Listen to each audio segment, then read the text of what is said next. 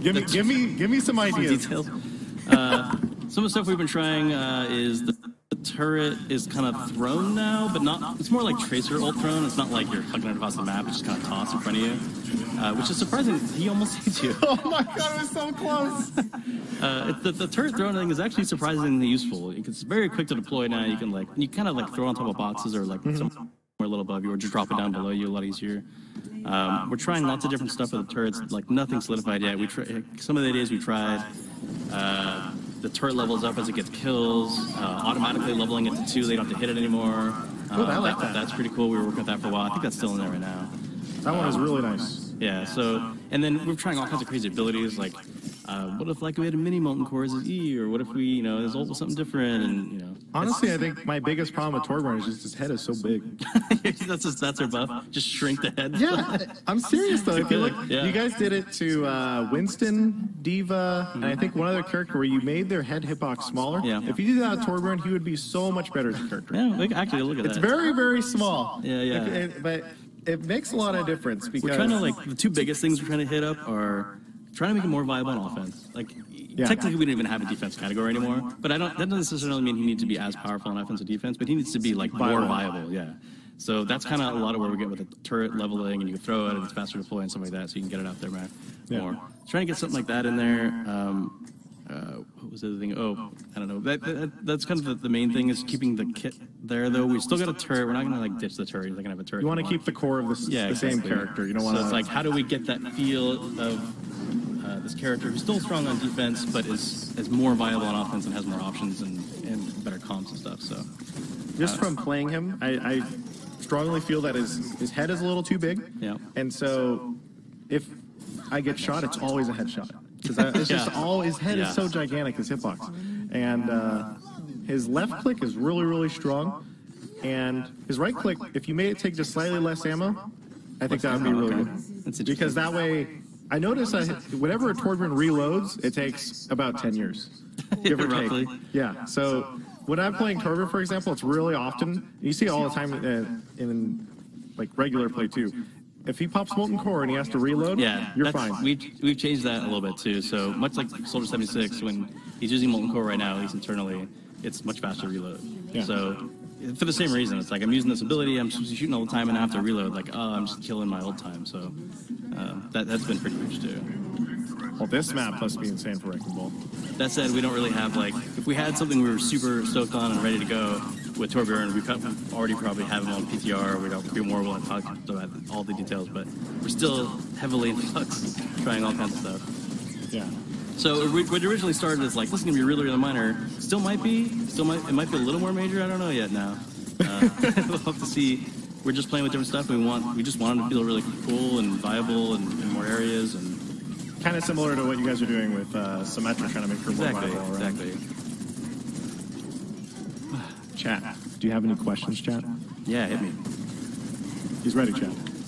Help him out. Pick him up. Everyone is spamming Ana. Ana, right? Ana. Ana's pretty tricky. It was a time not terribly long ago. This also happened with Lucio, by the way, where the comments were, her kit is so good that she'll always be played. It doesn't matter, because there were nerfs back when she was played all the time, back when ult gave speed boosts and everything. Lucio was the same thing. Lucio gives speed boosts, he will always be played. It's now we're in a situation where maybe her kit's not good enough, or she doesn't have enough power to make up for her deficiencies, because she's always had these no mobility problems. She has problems self-healing, and it's not necessarily about let's give her some mobility or let's give her self-healing because that will solve her deficiencies. It's more about making sure that her capabilities outweigh that. So it's worth having her, despite having her have low mobility, maybe she's more protection, because we gain this extra power. It's worth it. We get her bio grenade is still one of the strongest abilities in the game. Yeah, it's the healing is so strong in the game that being able to negate their healing at all is so good. Oh, this is good. I didn't quite make that fair. Oh, poor guy.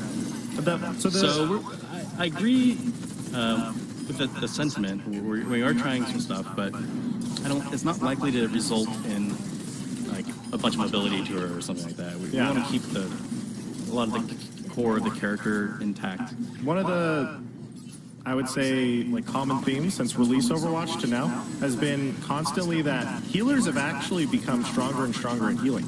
Yeah. And so when Ana was in the game, that'll be that way. When Ana was played all the time, when she was played constantly, that was with old Zen Harmony Orb, which I think was 25 HPS. That was also with the old Mercy, who had, I believe, only maybe 30 HPS on her left click. Yeah, I can't remember. It was significantly less. And so basically you end up with all these support characters that also, I think the Zen right click became more accurate, Discord was faster. Basically, all the supports have been consistently buffed, while Ana has such a strong kit, I feel like you guys are afraid to change her. Because if you give her just a slight buff too much, suddenly every game's going to have Ana, because she is really, really strong, and she is very, very fun. And that's why a lot of people miss her from the meta. Yeah.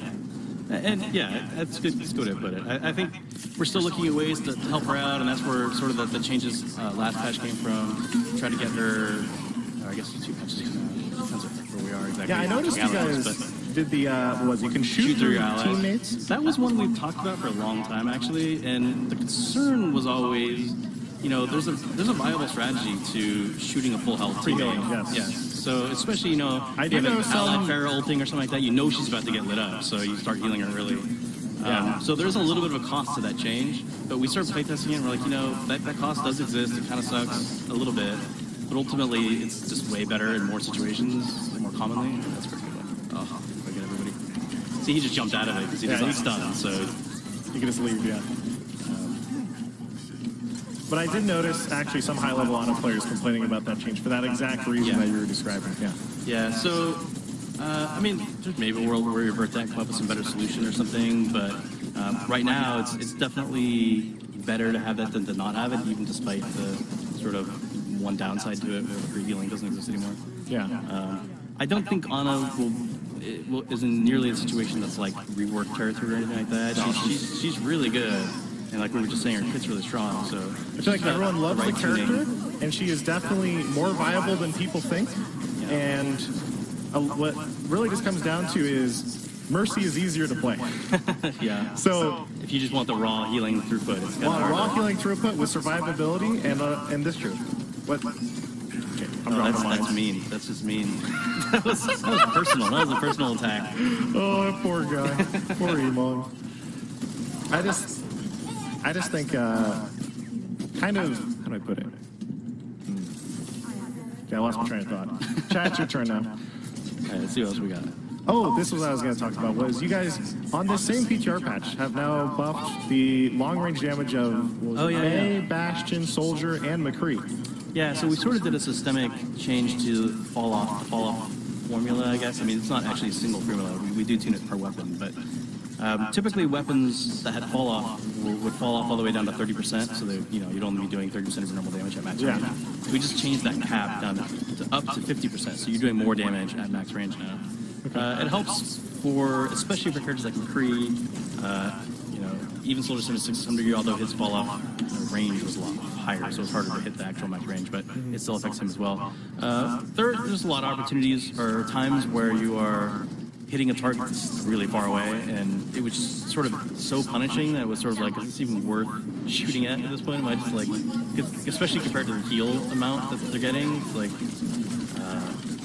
especially like, far up in the air on some of these maps with really high. She's going to be at the skybox. Skybox. So it's like, I'm playing McCree or something like that, I was like, I'm not even hurt her. Like, this is like a waste of my time. So some of that's cool. We do want the fall off to matter, but so we're just basically reducing the impact of fall off a little bit, so it'll help in those situations. So in general, that seems like a change aimed at Pharah sitting in the sky really far away, and probably Widowmaker. Yeah, and Widow is super long ranges as well. Widowmaker is a big one for Overwatch players. Yeah, and we're trying something with this too.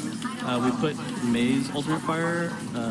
So we took the fall off that again. That's going to be interesting. Which existed for a time. There was a while she didn't have it, and she was really strong in certain situations. You're playing Widow and you just get headshot and you're almost dead from across the map. And so that may not stay. We're just throwing this PTR to see what that feels like with the rest of these fall-off changes. That was pretty good. Oh, you just bounced her out, I think, unfortunately. No, she's dead. She's a goner. Yeah, it didn't matter. So that one may not stay. I think it's just an opportunity for us to try it again in this sort of new game, essentially from where she last had it. Everything's different now. So. At least 4 or 5 new heroes at this point. Yeah. Lots of balance patches. I mean, I'm looking forward to it. I like May. Yeah, May's great. I think if Wrecking Ball ends up really, really strong, May will end up stronger as a result because she's a really good counter to him. There's also stuff you can do like you can drop her wall on his minefield, and it will actually like blow up mines because they go off on the wall. Yeah. So they hurt the wall, but it's like you don't care because you just. Can I lift up mines of my friendly? No, you can't. They're Okay. absorbed in there. Yeah. Okay. One more question. Okay. Okay. Chat, you guys get One more. more question, then he has to go. Yes. I'm sorry, chat. One more question. Man, that's scrolling by real It's fast. going by real fast. Let's see. Nerf Mercy. I don't know about that. I think you have to fight all the other people on the internet versus see who wins. There's a lot of Ryan questions. Ryan. Okay, yeah, we can talk about Ryan. That's a great thing. So, the biggest thing we've been focusing on Ryan, I think we've said this before, and it's going to sound maybe redundant or whatever, if you're trying to get Earthshatter to be really consistent and fix all the bugs with it. We first tried it like a couple patches ago. The fix we had didn't really work like we wanted it to, and then we had a much better solution. The most recent patch, we thought we were going to get in there, but it ended up being really costly on the server because we were doing like all these checks crawling along the ground, and we couldn't find a way to make it performant enough to actually get in.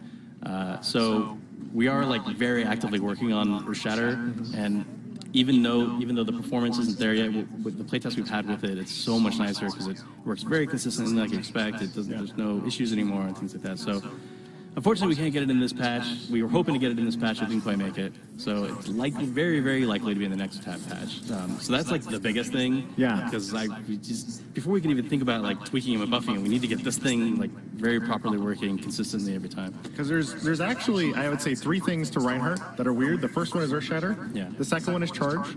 Yeah. And then the third one, which not a lot of people talk about, is I feel that his general hammer swing knockback has become much, much stronger than it was at release Overwatch. And so a lot of the time what I see happening is Reinhardt versus Reinhardt, in Overwatch like this happens constantly, where if you predict that he's going to swing, you can jump and go flying and get out of melee range and escape from the other Reinhardt by jumping at a proper timing. I've never heard of that. And so it's also a pretty, I feel bad for my team. It happens regularly for lots of heroes. I feel like it's this like, people don't notice it as much, but it definitely exists for high-level Reinhardt players. But yeah, I would say he seems like a character that, if everything's working really, really well, he's very, very strong. Yeah. But every once in a while, people like an Earthshatter won't go off because maybe crazy stuff happens. Like I've had Earthshatters not go off because he stepped behind a lamppost for just a split second as he walked by, and so that's the stuff they remember the most. And there's some concern over Wrecking Ball being added, and we have more knockbacks now, and Reinhardt's like pretty vulnerable to knockbacks. Yeah. Because he's trying to stay in a very specific spot, and he's getting knocked around. We'll have to see how that goes. There's certainly a world where we could give him some knockback reduction or something as a shield out. I don't know if I'm ready to quite pull that trigger yet. I gotta say, it does feel a little bit weird that if a Brigitte can stun a Reinhardt charge, and it's not like a both counter pin, both fall to the ground, she just gets stunned. Yeah, so that is not really intended exactly. The other thing we're going to do with Reinhardt as far as like a big systemic change, we're trying to, it's not really just Reinhardt specific, but anytime we have charging characters colliding with each other, it's pretty consistent right now. You have like a Doomfist punching the Doomfist, or punching Reinhardt is charging, or Brigitte shield bashing somebody. It's kind of not really random, but it's wild right now. Yeah. We want to like make that really consistent, and it should be knocking down both players in those cases. Maybe for Brigitte's case, we could talk about one just winning over the other. It's not. It's kind of a charge. It's like a really short duration charge, so I don't know if it quite fits the same thing. But that's going to be part of probably next patch as well, trying to get that working consistently as well. So I mean, none of these are like huge, like outright buffs, like Fire Strike, twice as much damage or something like that. But they are pretty significant changes. So I think people are pretty excited about those. And then we'll reevaluate, make sure he's still viable. And if the knockbacks are too strong, then maybe there's something we could do there as well. Okay. But we're definitely hearing the concerns. I've seen all the same videos that everybody else has about Brigitte and Doomfist knocking you around. You can never hit the ground. And, it's craziness. So we'll keep it. Looks like Scott's here, though, so I think I'm they're stealing you away. That's right. Well, Scott's got a lot of cool stuff to say, too, so we'll just consider it a pass the baton. Thanks, guys. We'll chat. Have fun. Get on PTR. Give us feedback. I love it. We love reading everything, even if it's bad. Come to PTR chat. Come play Wrecking Ball, a.k.a. Hammond, a.k.a. Wrecking Ball. Definitely play it as well as read it. Like, I get a lot of like comments like, "This is what I read, and it's too scary." Like, just give it a chance. Give me like one game, and then it helps with the feedback quite a bit. So, but thank you for coming by. Thanks I appreciate it. Thanks for being here. This is cool. It's fun being local. I can just drop by. Yeah, that's super cool. Okay, this is the best spot ever right now. Yeah. Oh my god, this is great. Especially, you can come right there. Oh, shoot him. Oh, it's so close. All right, take it easy, guys. See ya. See ya. Chat, I'm gonna do this whole day. Here we go. So chat, that was Jeff Goodman. I forget his exact job description, but he handles a lot of balance stuff, I think. He has a lot of stuff to say. And now we're getting Scott Mercer. No one can hide. He's coming in.